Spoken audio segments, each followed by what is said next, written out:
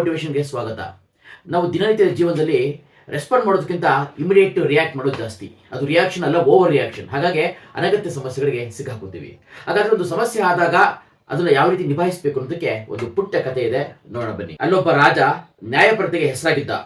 ಒಂದು ದಿನ ಲೋಟಕ್ಕೆ ಸೇವಕ ದ್ರಾಕ್ಷಿ ರಸ ಸುರಿಯುತ್ತಿದ್ದಾಗ ಕೈ ನಡುಗಿ ಒಂದು ಹನಿ ಬಟ್ಟೆ ಮೇಲೆ ಬಿದ್ದಿತ್ತು. ರಾಜನ ಬಟ್ಟೆ ಮೇಲೆ ದ್ರಾಕ್ಷಿ ರಸ ಬಿತ್ತು.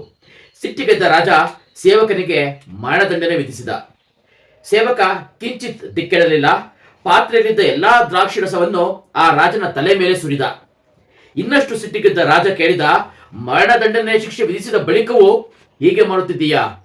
ಸೇವಕ ಹೇಳಿದ, ಮಹಾಪ್ರಭು, ನೀವು ನ್ಯಾಯಪರತೆಗೆ ಹೆಸರಾದವರು. ನನಗೆ ಮರಣದಂಡನೆ ವಿಧಿಸಿದ ಬಳಿಕ ಜನ ನಿಮ್ಮ ಬಗ್ಗೆ ಕೆಟ್ಟದಾಗಿ ಮಾತನಾಡಿಕೊಳ್ಳುತ್ತಾರೆ.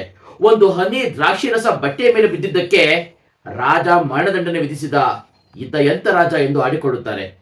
ನಿಮ್ಮ ಹೆಸರಿಗೆ ಕಪ್ಪು ಚುಕ್ಕೆ ಬರುವುದು ನನಗೆ ಇಷ್ಟವಿಲ್ಲ. ಹೀಗಾಗಿಯೇ ಇಡೀ ಪಾತ್ರೆಯಲ್ಲಿದ್ದ ದ್ರಾಕ್ಷಿ ರಸ ಸುರಿದೆ ಎಂದು ಹೇಳುತ್ತಾನೆ. ಸೇವಕನ ಮಾತು ಕೇಳಿ ರಾಜನಿಗೆ ಬಹಳ ಸಂತಸವಾಗಿ ಆತನನ್ನು ಕ್ಷಮಿಸಿ ಬಹುಮಾನ ಕೊಟ್ಟು ಪುರಸ್ಕರಿಸಿದ. ಅಂದ್ರೆ ಯಾವುದೇ ಘಟನೆಗೆ ತತ್ಕ್ಷಣ ಪ್ರತಿಕ್ರಿಯಿಸಬೇಡಿ. ಪರಿಸ್ಥಿತಿಯನ್ನ ಬಹಳ ತಾಳ್ಮೆಯಿಂದ ನಿಭಾಯಿಸಿ ಮತ್ತು ನಮ್ಮಿಂದ ತೊಂದರೆಗೊಳಗಾದ ವ್ಯಕ್ತಿಯನ್ನ ಹೇಗೆ ಸಮಾಧಾನ ಮಾಡಬೇಕು ಅದ್ಭುತವಾದ ಕಥೆ ಮುಖಾಂತರ ತಿಳಿಸ್ಕೊಟ್ಟಿದ್ದಾರೆ. ಸಂತೋಷಕ್ಕೆ 75 ದಾರಿ.